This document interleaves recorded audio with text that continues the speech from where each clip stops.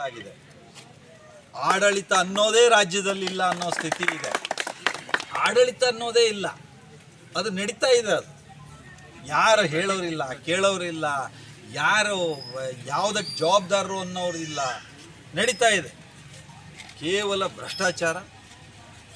ಈ ಎಲ್ಲ ಆಡಳಿತದ ವೈಫಲ್ಯತೆ ಮುಚ್ಚಿಕೊಳ್ಳೋದಕ್ಕೆ, ತಮ್ಮ ಭ್ರಷ್ಟಾಚಾರದ ಪ್ರಕರಣಗಳನ್ನು ಮುಚ್ಚಿಕೊಳ್ಳೋದಕ್ಕೆ, ಅವ್ರು ಮಾಡ್ತಿರುವಂಥ ಅಲ್ಪಸಂಖ್ಯಾತರ ಓಲೈಕೆಯನ್ನು ಮುಚ್ಚಿಕೊಂಡು ಅಭಿವೃದ್ಧಿಗೆ ಹಣ ಕೊಡದೇ ಇರೋ ವಿಷಯ ಮುಚ್ಚಿಕೊಳ್ಳೋದಕ್ಕೆ ದಿನ ಬೆಳಗಾದರೆ ಒಂದೊಂದು ವಿವಾದ ಸೃಷ್ಟಿ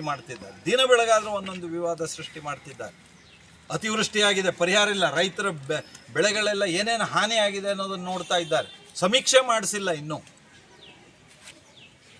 ನಮಗೆ ಇದಲ್ಲದೆ ಈಗ ಈ ಜಾತಿ ಗಣತಿ ಗೊಂದಲ ನೋಡಿದ್ದೀವಿ, ಧರ್ಮಸ್ಥಳ ಗೊಂದಲ ನೋಡಿದ್ದೀವಿ, ದಸರಾ ಉದ್ಘಾಟನೆಯ ಗೊಂದಲ ನೋಡಿದ್ದೀವಿ, ಚಾಮುಂಡಿ ಬೆಟ್ಟದ ಗೊಂದಲ ನೋಡಿದ್ದೀವಿ. ಅರೆ ಇದೇನು ಗೊಂದಲದ ಗೂಡು ಆಡಳಿತ ಅಂದರೆ, ಸರ್ಕಾರ ಅಂದರೆ.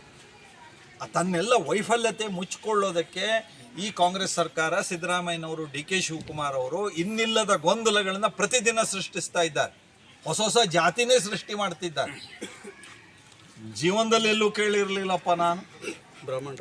ಬ್ರಾಹ್ಮಣ ಕ್ರಿಶ್ಚಿಯನ್ರು, ಲಿಂಗಾಯತ ಕ್ರಿಶ್ಚಿಯನ್ರು, ಕುರುಬ ಕ್ರಿಶ್ಚಿಯನ್ರು, ಒಕ್ಕಲಿಗ ಕ್ರಿಶ್ಚಿಯನ್ರು, ಯಾರ್ಯಾರು ಕ್ರಿಶ್ಚಿಯನ್ರು ಹುಟ್ಕೊಂಡ್ರೇನಪ್ಪ ಈ ಸಿದ್ದರಾಮಯ್ಯನ ಕಾಲದಲ್ಲಿ. ಏನಿದು ವಿವಾದ ಸೃಷ್ಟಿ ಮಾಡೋದು?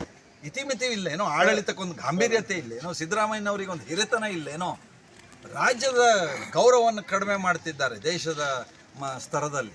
ಈ ರೀತಿ ಬೇಜವಾಬ್ದಾರಿ ಆಡಳಿತ ಇದು ಜನ ಸಹಿಸ್ತಾ ಇಲ್ಲ, ಸಹಿಸೋದಕ್ಕೆ ಆಗ್ತಾ ಇಲ್ಲ. ಈ ರೀತಿ ವಿವಾದದಿಂದ ರಾಜಕಾರಣ ಮಾಡಿ ಮತ ಗಳಿಸ್ಬೋದು ಅಂತ ಕಾಂಗ್ರೆಸ್ದವರು ಯೋಚಿಸಿದ್ದಿದ್ರೆ ಅದು ಸಾಧ್ಯ ಇಲ್ಲ. ಜನ ಜಾಗೃತರಾಗಿದ್ದಾರೆ ಅನ್ನೋ ಮಾತನ್ನು ನಾನು ಹೇಳೋದಕ್ಕೆ ಬಯಸ್ತಾ ಇದ್ದೀನಿ.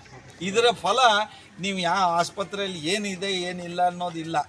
ನಾನು ಮತ್ತೆ ಹಿಂಗೆ ಹೇಳ್ತಾ ಹೋದರೆ ರಸ್ತೆ ಹೊಂಡಕ್ಕಿಂತ ದೊಡ್ಡ ಹೊಂಡ ಬೇರೆ ಕಡೆಗೆಲ್ಲ ಇದೆ ಆಡಳಿತದಲ್ಲಿ. ಏನು ಹೇಳೋದು?